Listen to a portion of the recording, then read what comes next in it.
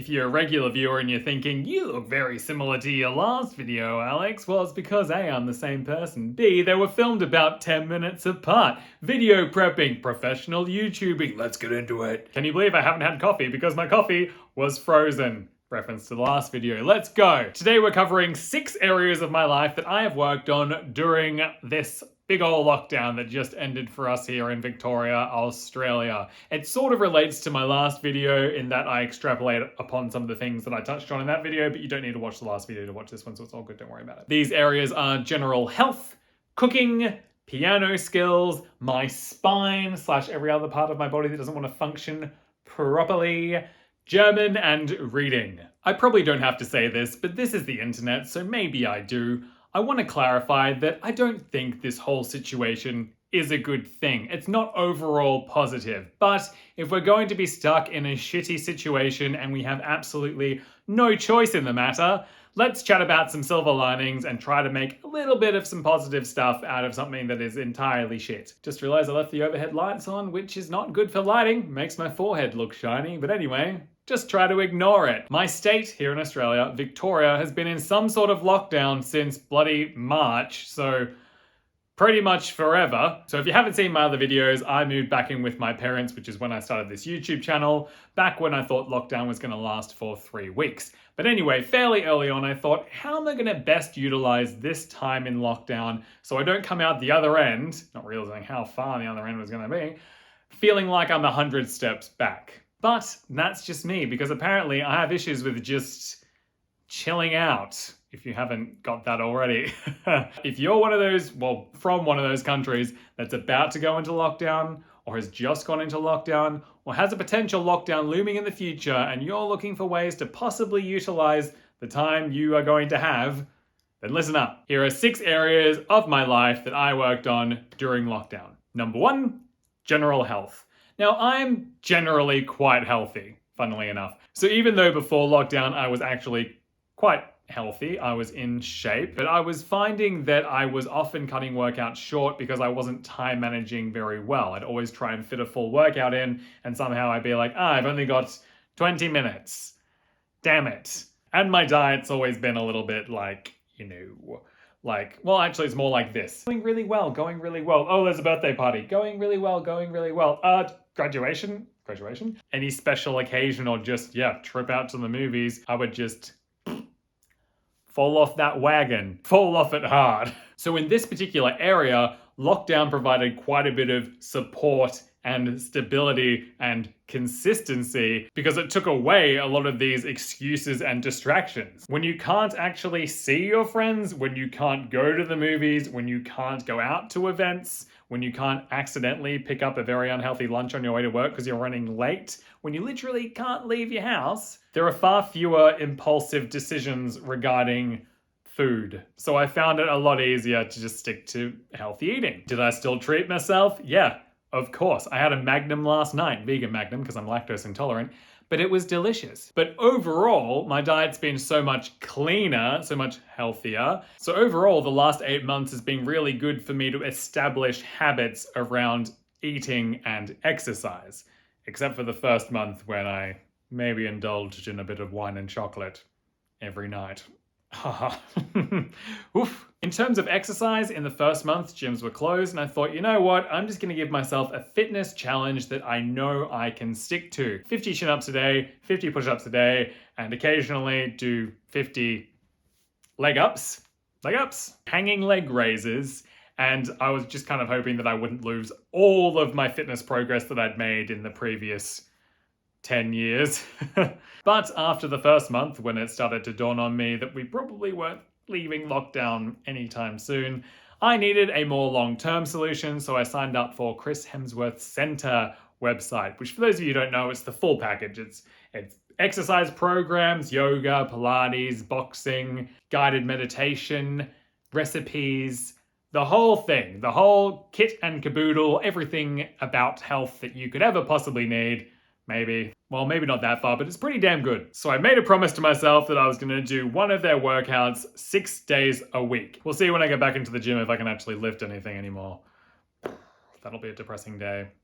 Oh, that's probably going to be soon. This brings me to number 2, which is cooking. I have wanted to work on my cooking for the longest time, but it's one of those things that I'm like, I'll do it later. Here's a secret. You never do it later. But Senta has so many amazing recipes, and I've cooked such a variety of foods over the last 8 months. Like, I wouldn't have thought I ever would have cooked this much, but it's really gotten me out of my cooking comfort zone and into exploring some fresh new things, and I've definitely found some new favorites to add to my permanent cooking repertoire. Long story short, I cooked a bunch and it was great. Number 3, piano. So I started playing piano when I was 4 years old, actually, quite young.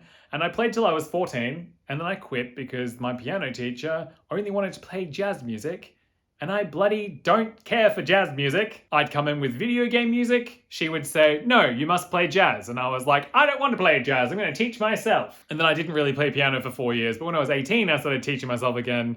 But then I moved out of home to move to university. And then 10 years later-ish, I moved back in with my parents again, and lo and behold, they still have a piano. So I thought, okay, it's gonna be rough getting back into playing piano consistently because I'm gonna feel completely like, what's the term, a fish out of water here, because I'm just so rusty because it's been a while since I played consistently.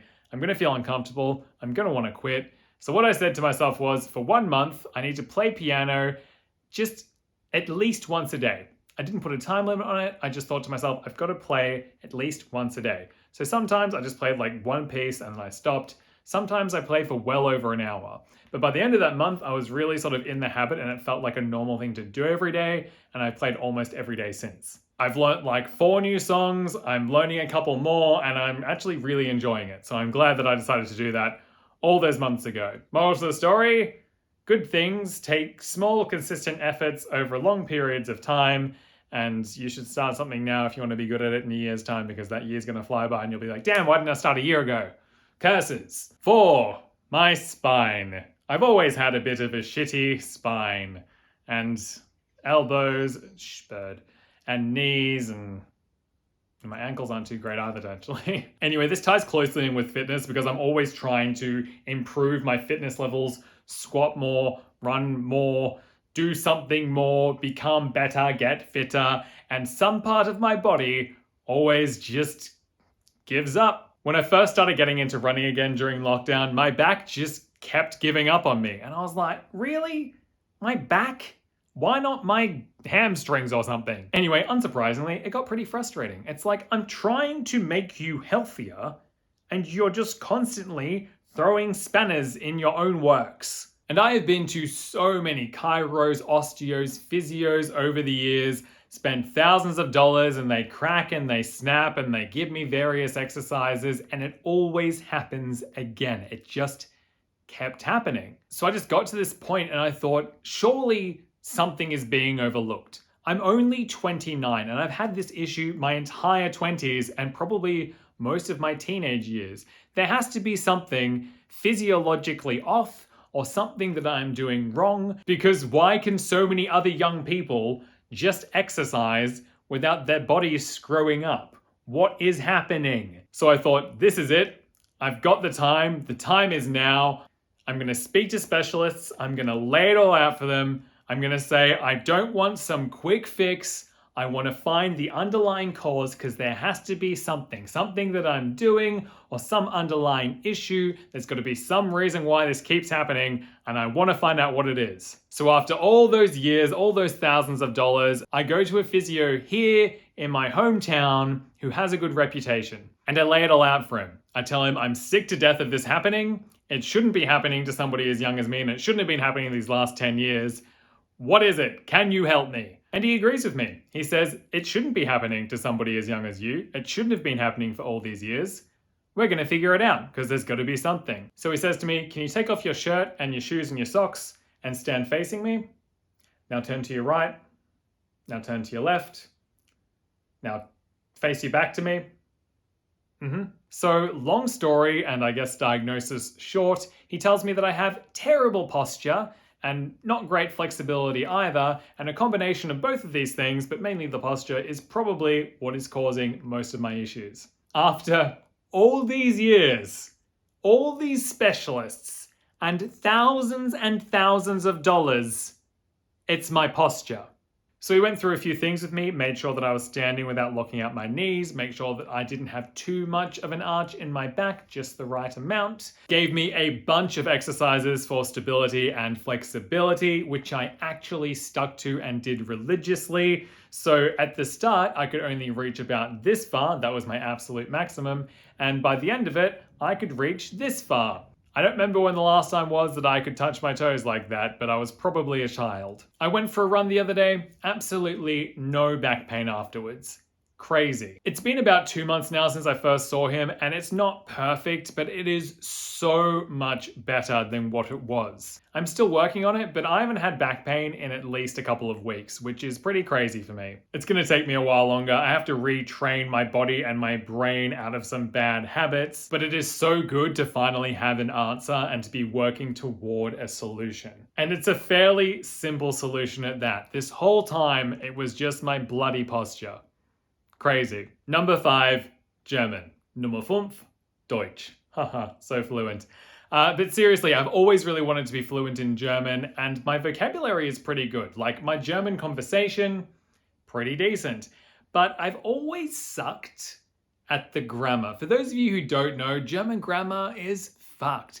And for a really long time, I was avoiding it because it seemed like a really big hurdle because it is so fucked.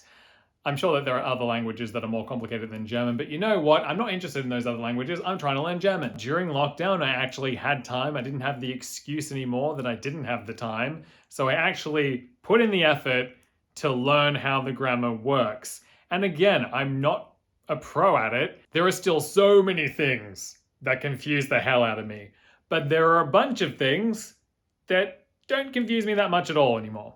So, good improvement. Last one, number 6, reading. I'm not a very fast reader, and I always thought I really should start reading more. And I didn't.